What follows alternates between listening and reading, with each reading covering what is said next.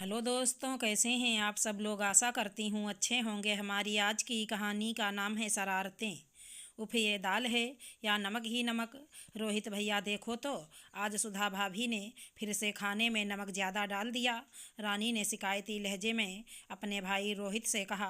Factory से घर lunch करने आए रोहित ने भी जैसे ही पहला कौर सब्जी के साथ लगाकर खाया तो वह भी गुस्से से बोला, सुधा ये क्या है, ध्यान कहाँ रहता है तुम्हारा। सब्जी में इतना ज़्यादा नमक, ज़रूर कहीं मोबाइल फ़ोन में लगी हुई होगी, इसलिए लगता है खाने में नमक 2 बार डाल दिया है। रोहित की माताजी ने भी मुंह बनाकर कहा। रसोई घर में रोटियां सेक रही सुधा सब सुन रही थी, तो उसे बुरा लगा। उसकी वजह से बेकार में सबके खाने का जायका बिगड़ गया।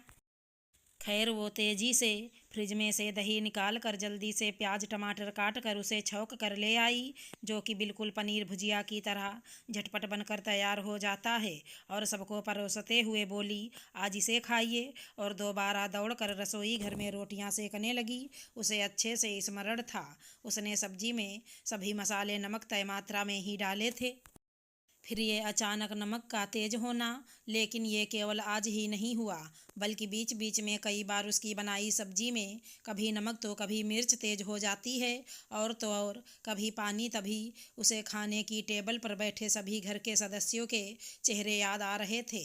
सबके चेहरे या तो उतरे हुए थे या नाराज थे, मगर केवल उसकी छोटी ननद रानी वो मुस्कुरा रही थी। कहीं इन सब शरारतों के पीछे वही तो नहीं है।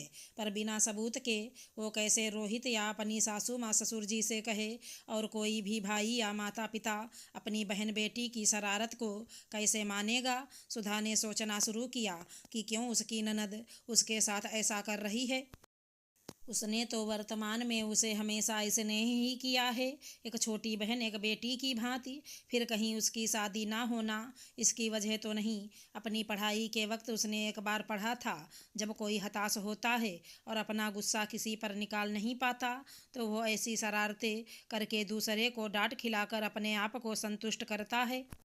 कहीं रानी दीदी भी तो बार बार शादी के लिए नकारे जाने की हताशा इस तरह मुझ पर निकाल रही हूँ। एक दो बार सुधा ने कोशिश भी की रानी से इधर उधर की बातें करके पूछने की, लेकिन रानी साफ तौर पर नकार गई। सुधा समझ चुकी थी कि कोई अपनी गलती कभी भी स्वयं स्वीकार नहीं करता, तो यहाँ रानी कैसे मानेगी।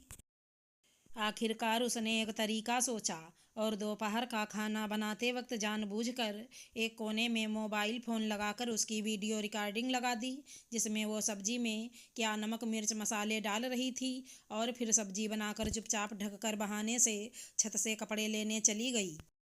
और योजना अनुसार सचमुच उसकी ननद वहां आई और इधर उधर देखकर सब्जी में कड़छी भरकर नमक सब्जी में डालकर वहां से तुरंत रफ्फू चक्कर हो गई।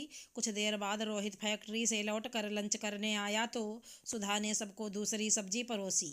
ये देखकर रोहित बोला, सुधा आज तो तुमने राजमा चावल बनाने के लिए तैयारियां की थी, तो फिर ये आलू मटर रोटी। सुधा ने रोहित से कहा। हाँ, वो राजमा थोड़े ज़्यादा नहीं गले, इस बार दुकान वाले ने अच्छे क्वालिटी के नहीं दिए, उसे जाकर दिखाऊंगी। खैर आप आज आलू मटर खा लीजिए, क्यों देर करते हैं। आज रानी दीदी को अपनी फ्रेंड के साथ बाहर जाना है ना दीदी। हाँ भाभी, कहकर रानी ने भी चुपचाप खाना खा लिया।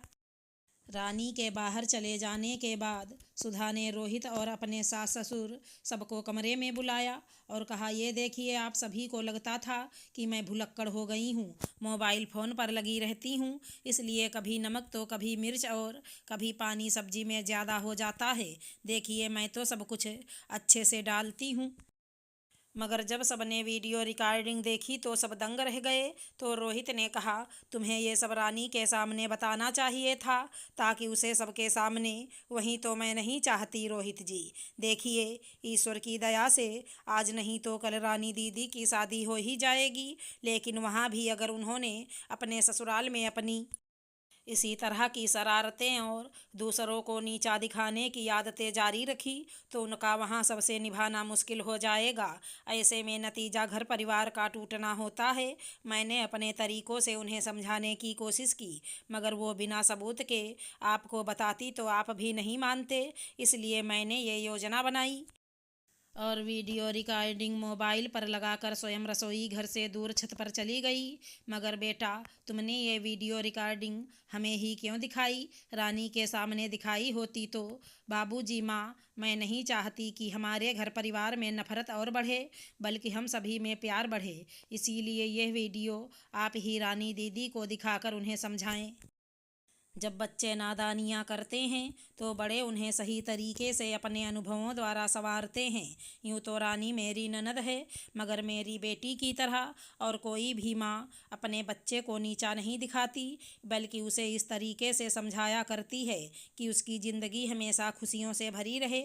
माँ, बाबूजी, आप सभी उन्हें प्यार से समझाओगे तो वह जल्दी और अच्छी तरह समझ जाएंगी। अचानक रोहित के माता पिता ने आगे बढ़कर सुधा को सीने से लगा लिया और कहा, बेटा, तुम्हारी जैसी समझदार बहू हर घर परिवार में ईश्वर सभी को दें, जो अपने परिवार को बखूबी निभाना जानती है, जो घर तोड़ने में नहीं बल्कि घरों को जोड़ने में लगी रहती है। ईश्वर तुम्हें सभी खुशियों से भरा रखे, कहकर दोनों ने सुधा के सिर पर स्नेहिल हाथ रख दिया।